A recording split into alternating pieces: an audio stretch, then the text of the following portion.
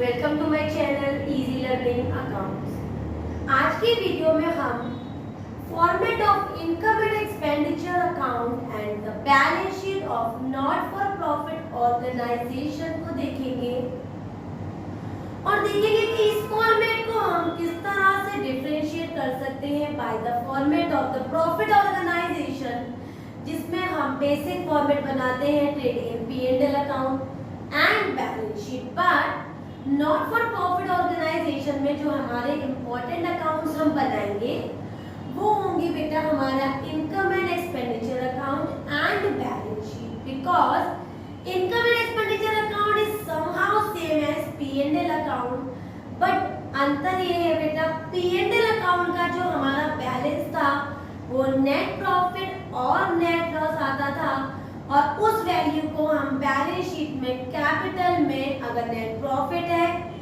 तो ऐड कर देते थे और अगर हमारा नेट लॉस है तो उसको हम कैपिटल में डिडक्ट करते थे। लेकिन इनकम एंड एक्सपेंडिचर अकाउंट जो कि नॉट फॉर प्रॉफिट ऑर्गेनाइजेशन में हम बनाते हैं उसमें हमारे नेट प्रॉफिट की जगह पर जो वैल्यू बैलेंसिंग होती है उसे हम सरप्लस और जो हमारी नेट लॉस की जगह पर बैलेंसिंग होती है उस जगह पर हम डेफिसिट निकालते हैं।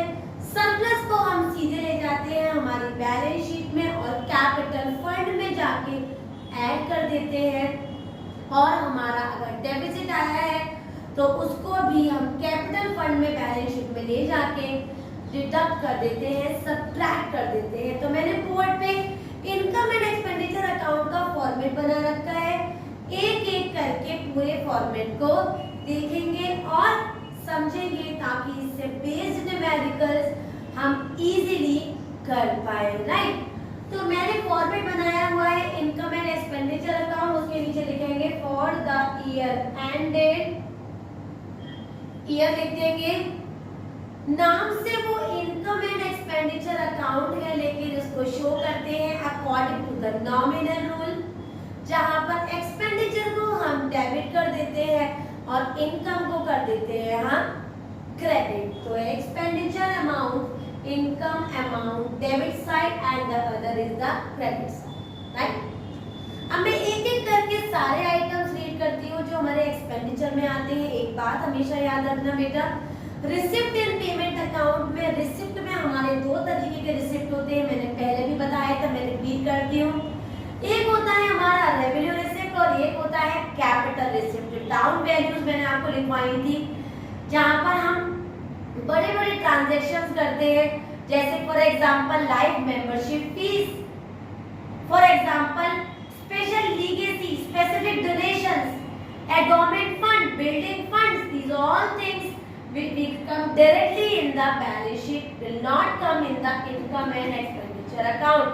तो केवल रेवेन्यू रिसिप्ट्स और रेवेन्यू पेमेंट्स ही हमारे ट्रांसफर होते हैं इनकम एंड एक्सपेंडिचर अकाउंट में और जो कैपिटल रिसिप्ट्स और कैपिटल पेमेंट्स थे वो सारे डायरेक्टली हम चले ले जाते हैं बैलेंस शीट में, राइट। तो मैंने लिखा हुआ है टू सैलरी, अगर आउटस्टैंडिंग है एंड का तो ऐड कर देंगे और बिगिनिंग आउटस्टैंडिंग है तो डिडक्ट कर देंगे बेटा। रेंट है, rent paid because I am doing writing here the expenditures. Wages paid, insurance premium less prepaid, अगर उसमें प्रीपेड का एडजस्टमेंट है तो डिडक्ट करेंगे और वैल्यू को बाहर लिखेंगे। Audit fees we are paying that, printing and stationery we are paying this, honorarium we are paying to the guest faculty, telephone expenses, telephone का खर्चा, रिपेयर, डेप्रिसिएशन, किसी भी चीज की घटती हुई कीमत को हम डेप्रिसिएशन कहते हैं, वो घट जाएगा। लॉस ऑन सेल, लॉसेज है तो नॉमिनल रूल से डेबिट साइड ही आएंगे। Sports material use, last video में मैंने आपको कंज्यूमेबल वैल्यू का एडजस्टमेंट करना सिखाया था, उसकी बैलेंसिंग होगी तो उसको कंसर्न प्लेस पर लिखेंगे। इन सारी वैल्यू में जो वैल्यू क्वेश्चन में है उनको लिख लेंगे और फिर हम आ जाएंगे हमारी इनकम की साइड। तो इनकम की साइड आता है पहला सब्सक्रिप्शन, जो सबसे ज्यादा पैसा जहां से नॉन फॉर प्रॉफिट ऑर्गेनाइजेशन में आता है by the members in order to make their membership alive is known as subscription. ये चार पॉइंट मैंने बताए थे, आउटस्टैंडिंग एंड को ऐड एडवांस एट बिगनिंग को माइनस, आउटस्टैंडिंग एट बिगनिंग को minus end advance at ending को प्लस। इनको सबको एडजस्ट करेंगे, जो वैल्यू आएगी उसको हम बाहर लिख देंगे। उसके बाद जनरल डोनेशन, स्पेशल डोनेशन नहीं आएगा। Entrance and the admission fees, क्योंकि ये पैसा हमारे पास आया है, इनकम है।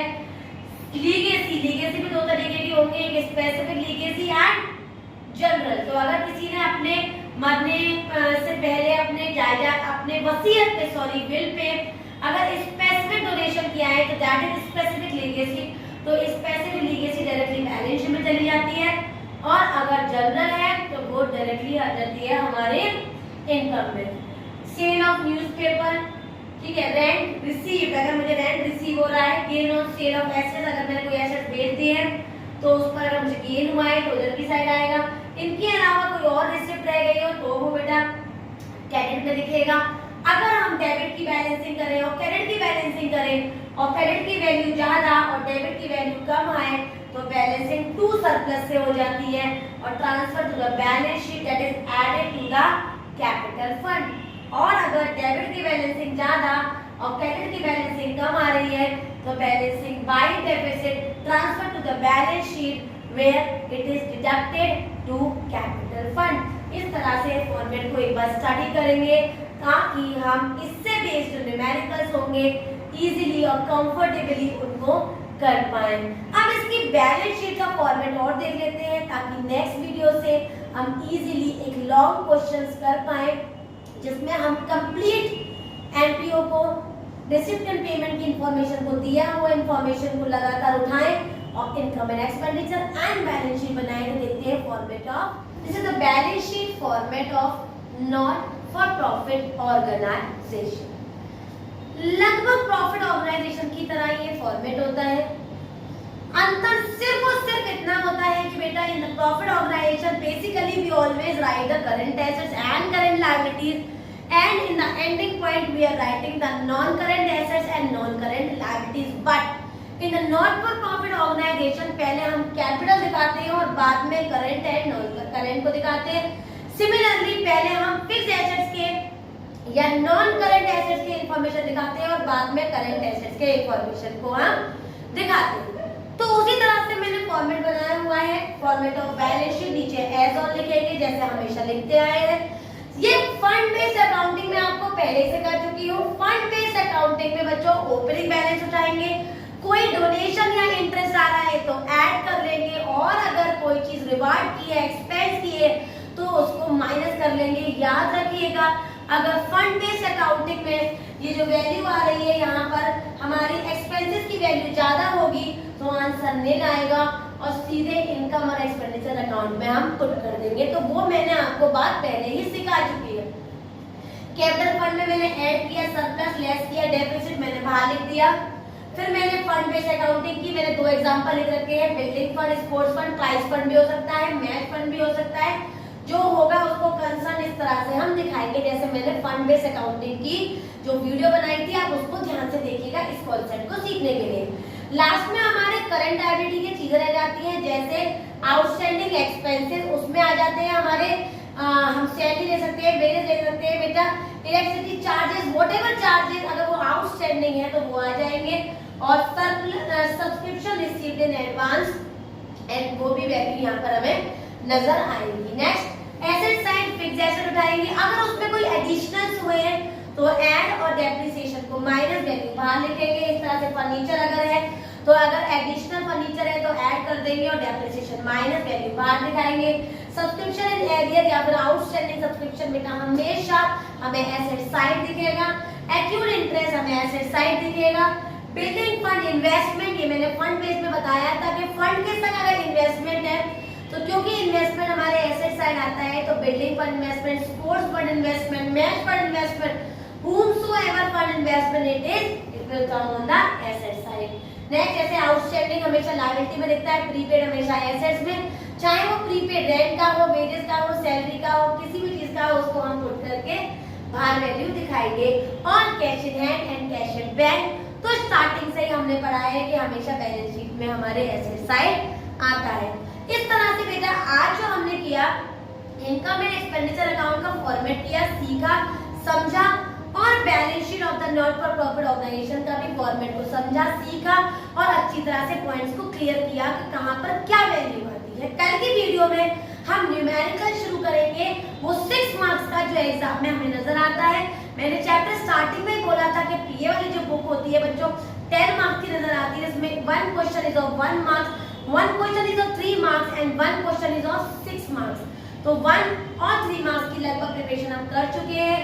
अब बचा 6 मार्क्स का क्वेश्चन, तो जो कल से हम लगातार न्यूमेरिकल करेंगे उसकी प्रिपरेशन होगी फॉर द 6 मार्क्स क्वेश्चन।